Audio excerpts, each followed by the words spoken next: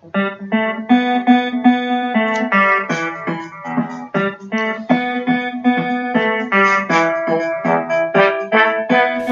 moi, je vais vous parler du diagnostic prénatal dans la neurofibromatose de type 1.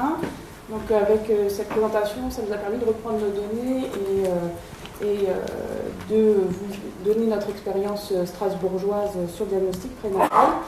Donc moi je suis le docteur Alice Schaeffer, je travaille au service de génétique médicale à Haute-Pierre et il faut savoir que globalement on reçoit les patients de l'Alsace mais également un petit peu du nord de la Moselle pour les gens qui sont aussi proches de Nancy que de Strasbourg. Donc les chiffres que je vais vous donner, ça ne comporte pas forcément que les chiffres alsaciens.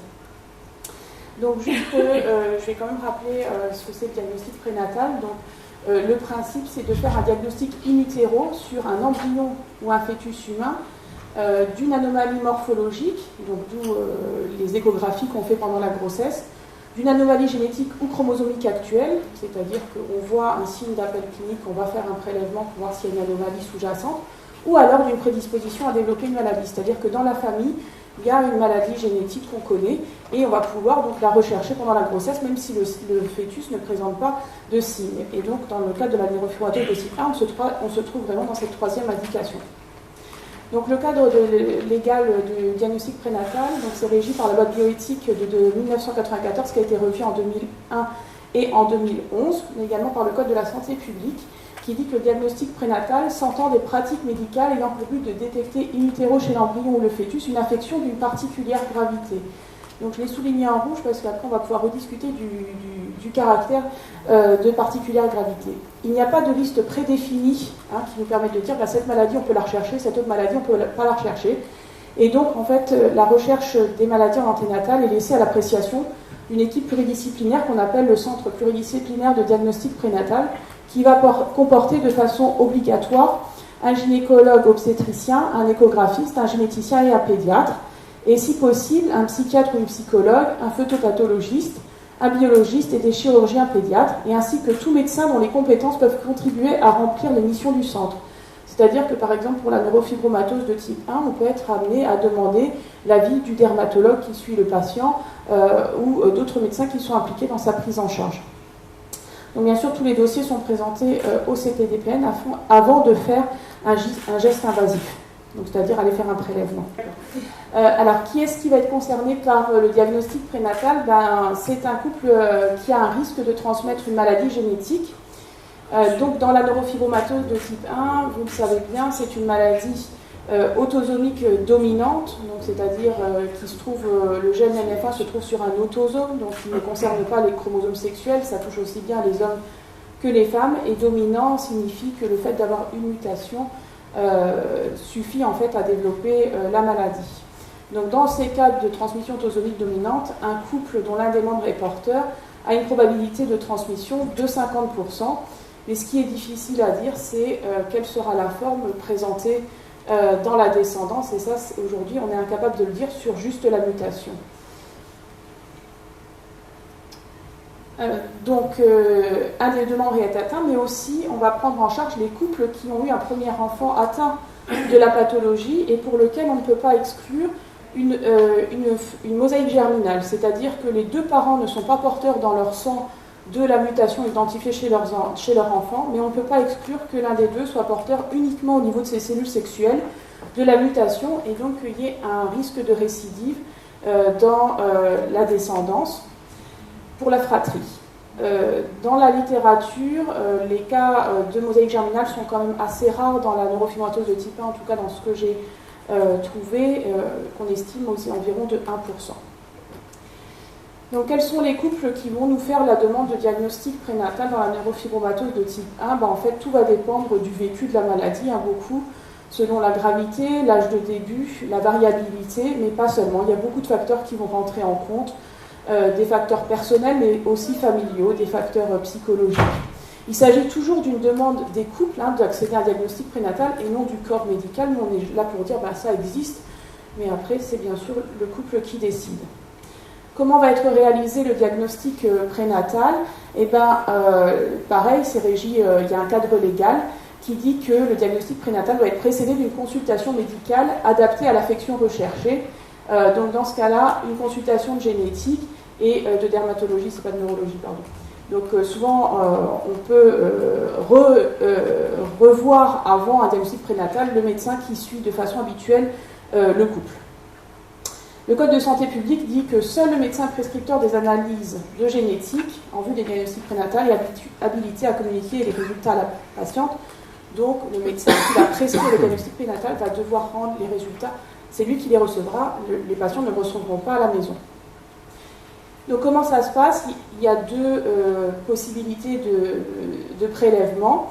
Donc soit un prélèvement plus précoce, le prélèvement de pilosité choriale qui correspond à du trophoblast, donc en gros du placenta, qui nous permet de faire un prélèvement dès 11-13 semaines d'aménorrhée, donc avec un prélèvement avec une seringue, comme vous le voyez, qui va aller prendre un petit bout de placenta pour nous permettre d'étudier l'ADN du fœtus.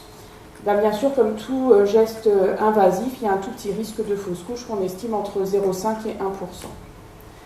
L'autre possibilité, quand on est un petit peu plus tard dans la grossesse, ou surtout des fois le placenta n'est pas accessible pour ce prélèvement précoce, ben on doit attendre un petit peu que la grossesse évolue pour pouvoir proposer un prélèvement liquide amniotique, donc là qui est plus tardif, vers 15-16 semaines d'aménorrhée, où là on va prendre le liquide amniotique qui est autour du bébé. Et il y a aussi un petit risque de fausse couche parce que de nouveau on va quand même transpercer l'utérus. Donc le choix du mode de prélèvement va dépendre du risque de transmission. Donc là, comme le risque est quand même de 50%, on va préférer un prélèvement le plus précoce possible. Du terme de la grossesse, si on est à 11 semaines, ben, ça sera du trophoblast. Si on est à 15, ça va être du liquide amniotique. Du désir de la patiente, on lui explique qu'il y a plusieurs techniques possibles. Des habitudes des obstétriciens pour limiter le risque de fausse couche. Et des habitudes du laboratoire. Donc avec le docteur Vidot, on fait les deux de façon indifférente. Quelles sont les issues? Ben, soit le diagnostic prénatal montre que le fœtus n'est pas atteint, et donc à ce moment-là, on va suivre de façon standard la grossesse et on sait que l'enfant ne sera pas atteint de neurofibromatose de type 1. Soit le résultat est positif, et dans ce cas, le couple souhaite poursuivre la grossesse et sait qu'il va accueillir un enfant atteint qui va devoir avoir un suivi médical, soit il peut s'orienter vers une interruption médicale de la grossesse. Donc l'interruption médicale de grossesse, c'est toujours une demande des couples, évidemment, qui est précédée d'un entretien avec une psychologue, et elle ne doit jamais être réalisée en urgence. Donc on laisse toujours au couple un délai de réflexion. Donc tout ça, il y a aussi un cadre légal qui dit que l'interruption médicale de grossesse peut être réalisée à toute époque de la grossesse, dans le cadre d'une équipe pluridisciplinaire qui atteste que le fœtus est atteint d'une affection d'une particulière gravité, reconnue comme incurable au moment du diagnostic. Donc, les points qu'il faut retenir, c'est que l'interruption peut être possible quel que soit le terme. Bien sûr, plus le terme avance, plus c'est compliqué quand même. Que ça nécessite l'accord du centre de diagnostic prénatal et surtout la notion de particulière gravité qui peut être discutée. Donc, les problématiques du diagnostic prénatal, ben, c'est les aspects psychologiques quand même. C'est-à-dire que 11 semaines d'aménorrhée, c'est quand même long. Ça fait 2 mois de grossesse pendant lequel il faut attendre avant de pouvoir faire ce prélèvement. Les attentes du résultat, même si les laboratoires vont très vite, on a des résultats en général en 1 semaine, 10 jours maximum, il y a quand même cette attente. Il y a l'investissement de la grossesse par le couple, et puis surtout, si on interrompt la grossesse, qu'elle va être vécue. Dans les affections autosomiques dominantes, le risque est quand même de 50%, donc on n'est pas, c'est pas une grossesse sur 2 qui va être atteinte, mais ça va pouvoir être 2 grossesses sur 2, donc il peut y avoir des interruptions en répétition avec des conséquences psychologiques.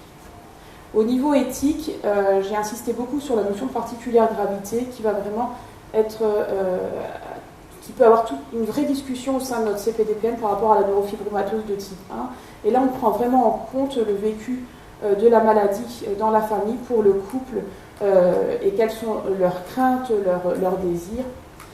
Et dans ces pathologies, tout le problème réside dans la variabilité d'expression parce qu'on est incapable de dire quelle sera l'expression dans la descendance. Il y a aussi cette culpabilité avec le risque d'interrompre un enfant qui sera peu ou pas malade, et surtout un enfant comme soi, mais également le risque de donner naissance à un enfant qui peut présenter des complications très importantes. Donc pour terminer, je vais vous montrer notre expérience à Strasbourg. Donc comme le disait le professeur Dollfus, on a environ 250 patients qu'on suit, donc 80% ont un diagnostic moléculaire, donc potentiellement 80% à qui on pourrait proposer un diagnostic prénatal. Et en fait, on a très peu de demandes de diagnostic prénatal. Donc j'ai été assez étonné de ce chiffre par rapport au nombre de patients suivis. Donc depuis 2008, vous voyez, 8 diagnostics prénataux ont été réalisés, 4 avec un des 2 parents qui était atteint, et dans nos 4 cas, c'était toujours la maman qui était atteinte. Et 4 cas avec un risque de mosaïque germinale, c'est-à-dire un couple qui avait eu un premier enfant atteint et qui avait peur de ce risque de 1%, qui ne souhaitait pas prendre le risque. Il y a 7 diagnostics qui ont été faits précocement sur biopsie de trophoblaste et une amniosynthèse parce que le placenta n'était pas accessible. Dans tous les cas de mutation de novo, le fœtus n'était pas atteint, donc ça représente bien ce risque faible de 1%. Et quand le parent était atteint, finalement on a du 50-50, c'est-à-dire qu'on a eu 2 fœtus qui n'étaient pas atteints et 2 fœtus atteints. Et sur les 2, pour vous dire toute la complexité du diagnostic prénatal dans cette affection, c'est qu'il y a eu une demande d'interruption médicale de grossesse, mais également une grossesse poursuivie, en sachant que l'enfant était atteint. Donc tout ça, on pourra en rediscuter bien sûr. Je vous remercie pour votre attention et je vais passer la parole au docteur Julia Lauer qui va vous montrer l'autre possibilité dans la neurofibromatose de type 1, le diagnostic prénatal. Préimplantatoire, pardon.